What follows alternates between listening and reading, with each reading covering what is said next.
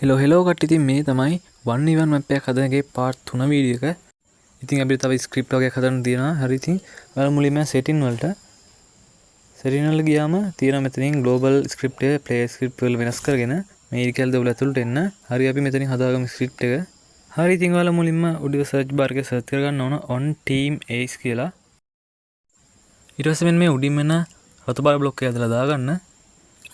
ඊට පස්සේ යන action වල පල්ලෙහාට යද්දී ඔයාලා හම්බ වෙනවා wait for millisecond කියලා අන්නේ block එක ඇදලා දාගන්න. හරි, ඉතින් මෙතන ඔයාලා බිංදුව වෙනස් කරගන්න ඕන 3000ක් විදියට.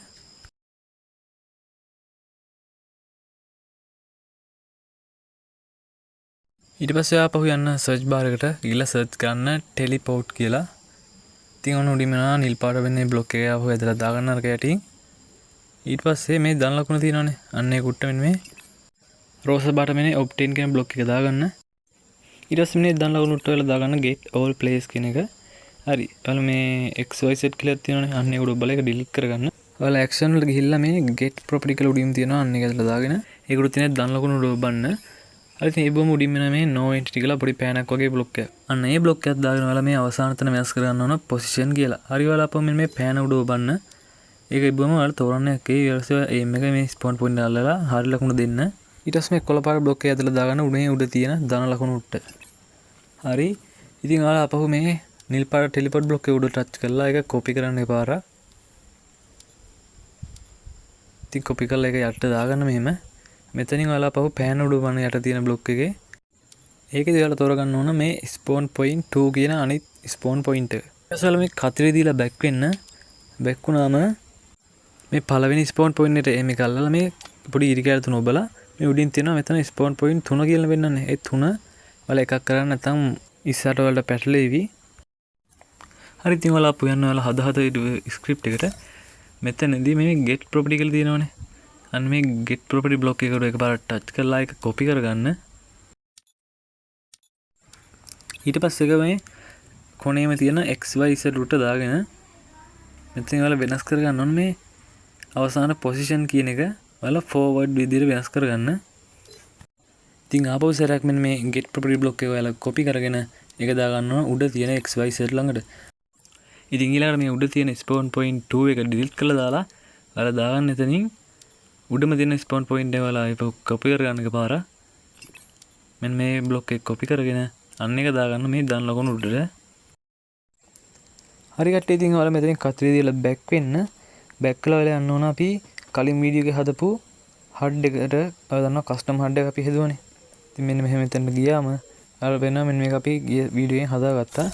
මෙතනින් ඔයාලා මේ තියෙන බිංදුව තියෙන්නේ, මෙන්න මේ බිංදුවට ඔබලා ඒකේ නම් වෙනස් ගන්න ඕන. මෙන්න මෙතනින් ඔයාලා නම් වෙනස් කරගන්න score 1 කියලා.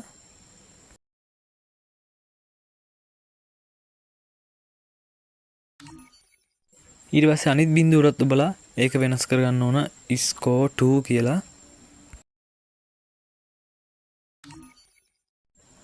හරි කට්ටිය, ඉතින් ඔයාලා back කළා මේ යටින් තියෙනවා new script කියලා. අන්න ඒක ඔබලා අපිට පොඩි script එකක් හදන්න තියෙනවා. ඉතින් මේකට ඔයාලා මුලින්ම event වල තියෙන private event මෙන්න ඒකේ උඩම තියෙන on awake කියන මේ block එක ඇදලා දාගන්න. ඉතින් ඊට පස්සේ ඔයාලා action වලට මේ උඩම තියෙන set property block එක ඇදලා දාගෙන මේ දන්න කොට දාගන්න ඕන this entity කියන එක. ඊට පස්සේ මෙන්න මෙතනින් ඔයාලා වෙනස් කරගන්න මෙන්න මේක depth කියලා තියෙනවා, අන්න එක දාගන්න. මේ දන්න ලකුණු වල ඔබලා උඩින් වෙන බිංදුව, අනේ බිංදුව දාගෙන ඒ බිංදුව වෙනස් කරන්න ඔයාලා 10ක් විදියට. හරි කට්ටිය, ඔයාලා යන්න අපෝ search bar එකට search කරන්න on team කියලා. ඒක උඩින් වෙනවා on team ace කියලා. අන්නේ block එක ඇදලා දාගන්න. ඊට පස්සේ අපෝ ගන්න set property block එකක් ඒක යටින් දාගෙන මේ දන්න ලකුණට ඔයාලා දාගන්න ඕන get widget from custom UI කියන මේ block එක. හරි, මෙන්න මෙතන තියෙන දන්න ලකුණට ඔයාලා දාගන්න ඕන මේ this entity කියන block එක. හරි, ඉතින් මෙන්න මෙතන තියෙන මේ image 1 කියන එක වෙනස් කරගන්න score 1 කියලා. ඊට මෙන්න මෙතන වෙනස් කරගන්න content කියලා. හරි, ඉතින් අපිට පොඩි variable දෙයක් හදාගන්න තියෙනවා. ඉතින් ඔයාලා මුලින්ම යන්න මෙතනින් HUD script කියන එක වෙනස් කරගන්න ඕන global script විදියට. හරි, මෙතන තියෙන මේ නිල් පාටේ variable කියලා මෙතන යට තියෙන create variable එක ඔබලා ඔයාලා මේ උඩම තියෙන global variable කියලා අන්න එක වෙනස් කරගන්න ඕන score 1 කියලා. ඊට පස්සේ මේ යට තියෙන ball කියන එක int විදිහට වෙනස් කරගන්න. confirm දීලා I create variable දීලා ආයිමත් ඔයාලා මේ උඩ තියෙන වෙනස් කරගන්න ඕන score 2 කියලා.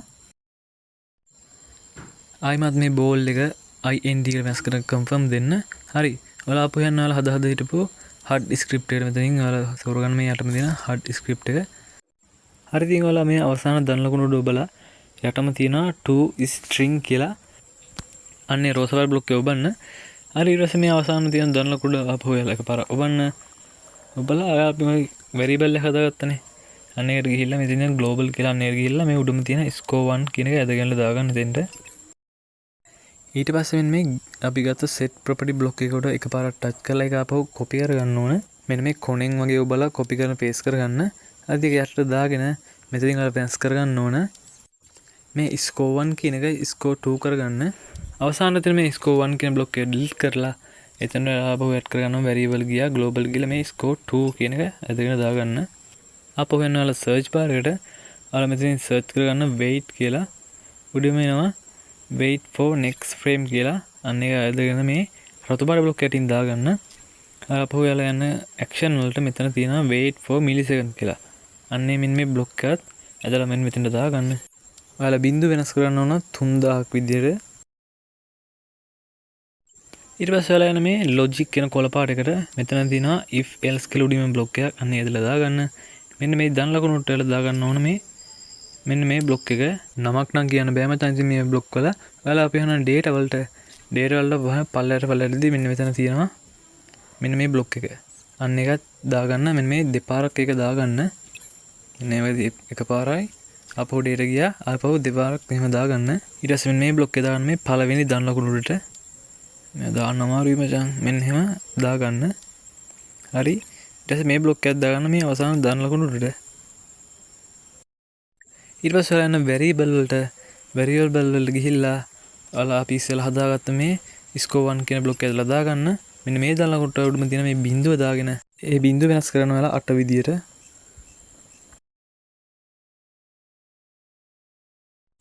ඊට පස්සේ මෙහා බහුව මේ 8 උඩ ඔබලා එක copy කරගෙන paste කරගෙන එයාට දාගන්න මෙන්න මේ දන ලකුණට. හරි මෙන්න මේ දන ලකුණට ඔයාලා යන්න අපහු variable වලට ගියලා global ගියාම score 2 අපි හදාගත්තේ අන්න එක දාගන්න එතෙන්ට. ඉතින් ඔයාලා අපහු යන search bar එකට search කරගන්න quit කියලා. ඊට පස්සේ මෙතන එනවා quit game at next frame කියලා නිල් පාට මේ block එක. අන්න එක දාලා දාගන්න. මෙන්න මේ යටට. මෙන්න මේ දාලා ලකුණු බලලා ඔයාලා දාගන්න මේ get owner කියන block එක බලන්න. ඒතර එක වැටෙනවා එතෙන්ට. මෙන්න මෙතන දාලා ලකුණු දාගන්න this entity කියන block එක.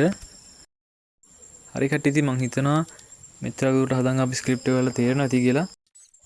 ඉතින් ඔයාලා මෙතෙන් බැක්ලා යන්න අපෝ හදාගත්ත කස්ටම් හඩ් එකට මෙන්න මෙතනින් මේ පොඩි ඩොට් තුන තියෙනවානේ. අන්නේ ඩොට් තුන වල බලලා මෙතන create copy කියන අන්න ඒක ඔබා ගන්න. විතර තවයක් copy කරලා හැදෙනවා. මේක ඔයාලා rename කරගන්න ඕන team 2 කියලා. හරිද?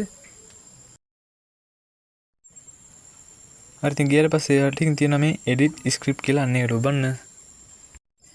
ඊට පස්සේ මෙන්න මෙතන අපි කලින් හඳු ස්ක්‍රිප්ට් එක copy ලා තියෙනවා. ඊට පස්සේ මෙතනින් ඔයාලා වෙනස් කරගන්න ඕන මෙන්න මේ team 1 කියන team 2 කරන දෙකේම.